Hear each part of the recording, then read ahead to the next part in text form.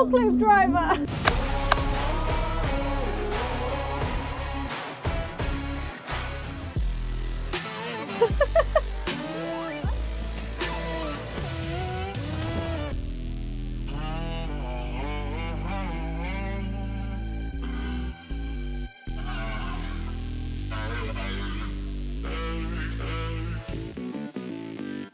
Hey guys, welcome back to the Dream Build Home series where my husband and I are showing you how we're building our own house. To start our build, there's been many obstacles we had to overcome. We needed a license to relocate a European protected species, the sand lizard. This is quite a rare license to obtain, and we had over a year of stress thinking the land we had bought with all our money would be worthless without this license. It took longer than expected, but we finally got our license to relocate the reptiles. We are currently in Switzerland.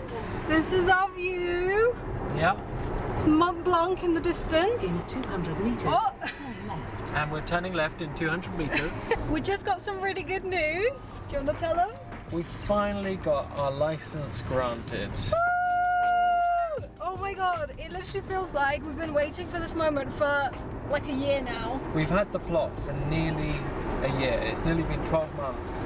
Yeah. And like, we knew it was going to be difficult when we bought it, but we didn't know how difficult it would be. Yeah. And honestly, the chest pains over the last year, I'm hoping I'm hoping last night's was the last one now. Because I can handle the stress of building a house, I think, but just the unknown of whether you can build or not is crazy. And we finally basically have the go-ahead to start building once the lizards are moved, which is, yeah, very good news. Good news. Woo! Don't be mean to me. Gary. Oh my goodness. Right, you know what? Screw it. You can just jump out, Gary. Go on, Gary. Be free, Gary. Go on, your new home. Go on, Gary. Look, you've been trying to get out all this time. Go, Gary, go!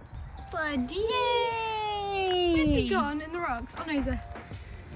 Buddy. Hey, sweetheart. After successfully catching and relocating close to 10 sand lizards and over 100 slowworms, we were finally given the go-ahead to do the destructive search. This is where you remove the topsoil whilst being supervised by a professional ecologist who is there to watch out for any sign of missed reptiles. Luckily, there was none, seeing as the ecologist did a grand job of catching them all beforehand. Even present day, there has been no sign of any missed reptiles in this area. They are all safely living in the sites that we made for them further away on our land. After all the vegetation was removed, we were able to prep the site. This involved reducing the height of the ground by 1.5 meters on one end, and this was closest to the entrance. As a condition of the planning permission, the house must sit at a certain height, and fortunately, all the materials that we removed, we managed to spread out elsewhere on our land, filling all the holes on the ground made by tractor tires in the past. We then had to raise the other end by a meter as the area was super sloped. This required hundreds of tons of hardcore to be built up and compacted in layers. Luckily, we had an entire mound of crushed hardcore made of the previous house, which had been crushed years before we even acquired the land. I really love the fact that we managed to repurpose the remains of the old house rather than having it sent away. Again, this saved us loads of money. We're at the stage of leveling the site now, and basically the track of the digger, the tire thing, it came off and it's completely snapped, and we have the guy that's coming out to set up everything, the whole house, coming on Monday, and we've only got one day to finish all this without a digger, so that's just great. Look at that tire, it's not looking good. Since you're hanging on by the tiniest little thread, it's gonna snap any minute. We did this entirely ourselves with some help from family, which gave us the foundational experience of using this machinery. This is definitely a skill we needed for completing the whole of our foundations. Many people we spoke to were surprised that we would actually do the foundations by ourselves without a main contractor. However, we were confident that we were quick learners and we really wanted to save the money. After having an estimate of the costs of the foundations being close to £200,000, we did the maths and worked out the costs of the materials and equipment workmen hire. We quickly realized we could do this ourselves with some hired help for less than a third of that cost. Before we knew it, we were pouring the concrete for the garage. We started out with the garage rather than the house because of the access, as it was the furthest point to get to for the concrete lorry. Our family friend Liam then came in and did the block work, followed by Matt, who prepped the inside ready for the concrete slab. Annoyingly, we forgot to allow for a hole in the brick wall for the electric, so I had to chisel this out by hand. This is our first time doing this, so you live and you learn. Next, our surveyor came out to mark out the first half of the house. This was super exciting because for the first time we were actually able to see the position of the house as well as the size of the rooms. While digging the foundations, we realized we had the perfect building sand coming out, which we could later use for the slab. This will also save us so much costs. We then started to pour the concrete for the first half of the house. This was super easy as there isn't much steel involved in this particular wing. A few weeks later, the steel cages arrived for the reinforced concrete pads that will take the weight of our steel frame. This was our first time using a telehandler to offload and move the steel cages, but we got the hang of it pretty quick. We did have the cages pre-welded instead of making them up on site. In this case, the small additional cost we thought was well worth it instead of having days of labor. Oh my god, guys. Right guys, so we have had a delivery of all these steel cages which are going in the ground. It came on a massive lorry, as you guys saw, and they are freaking giant. They are literally taller than me. These are gonna have to get filled with concrete and then the steel will get attached to them. So we're going to move them into position now, like not where they're going, but near, so there's still room for the digger to dig. Yeah, we've got the telehandler on site, which is basically like a massive quad bike. Matt's been having a go on it. You're actually pretty good at it. Do you want to sit in here? I'm going inside.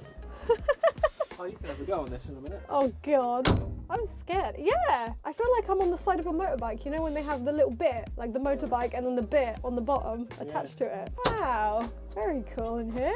And Matt is gonna move the steel cages now. This does look really cool. It looks like a quad bike.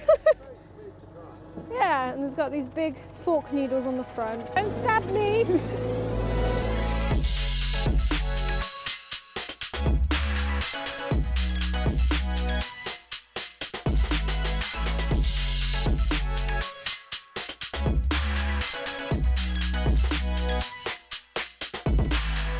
So Matt says it's time for me to have a go. I have no idea how to use this thing.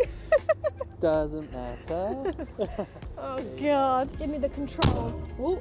Right, so basically, I don't really know the controls. Whoa, So what is this? Yeah, This is so like a joystick that's for gaming. Yeah, that is the control. So you're in neutral right now. Right. That's forward, that's reverse. Okay. That's neutral. Leave it in neutral, when yeah. you're like maneuvering. Okay. So play around with the joystick, pull it back. Oh, I like this. It's hard to see the needles though. Wow, I'm a forklift driver. I'm a forklift driver, guys. So perfect. It's actually a very smooth ride. Perfect. Look at that. Woo! Huh? You'll get in the next one. All right. We then dug the remainder of the house, which was the long open plan wing. Annoyingly, we did this in the wettest month of the year and the foundations sadly began to collapse. I don't have much footage of our struggle during this time. As you can imagine, it was really hard to pick up a camera when we spent literally 2 weeks in the trenches trying to pump out water, shovel out the ground by hand as fast as it was collapsing in. Every evening after hours of work, we would come in just feeling deflated.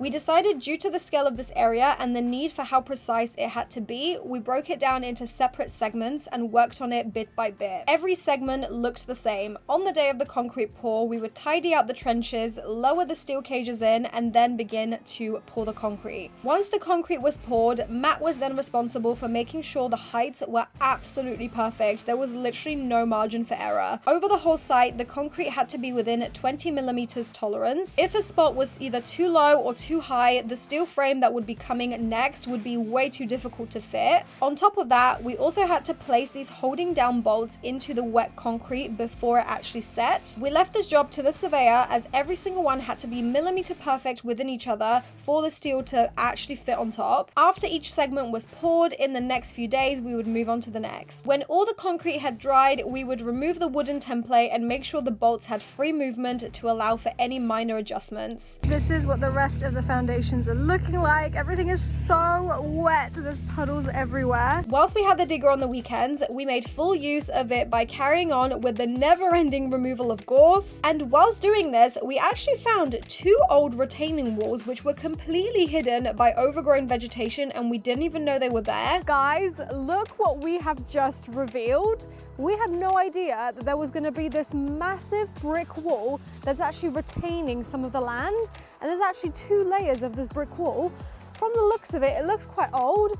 I did ask our builder friend what sort of age he thought this might be from, and he kind of said maybe Victorian times based on the brickwork. But honestly, I just think this is so cool. It's like uncovering a part of history. So it's actually quite small on one end, and then as you get like towards the middle, it starts being so tall that it's actually taller than me. Look at this. Yeah, it's a good 10-foot tall there, isn't it? Yeah, how are we ever gonna maintain it though? I have no idea, because the length of it, like from there all the way down there, it's a good like 50, 60 meters. Yeah, and there's so much stuff growing on top of it, like all of this bramble, all this gorse, and there's not really a way to cut it unless you sort of go on the wall, but we also don't know how much it can support, so it's kind of dangerous. Yeah, and we still got all this to tackle. Gonna be fun. And here are the finished foundations of our house officially. It's been a crazy ride. There's been lots of challenges along the way, but I am so happy that we are finally done with the groundwork. This doesn't feel like much because there's not much above the ground, but this really does feel like such a huge accomplishment. In the next episode, we are finally going above ground level. The structure is starting to be built. I even have a go at building the perimeter of the brick wall of the house. Stay tuned for the next video. Thank you guys so much for watching, and I'll see you guys in the next one. Bye!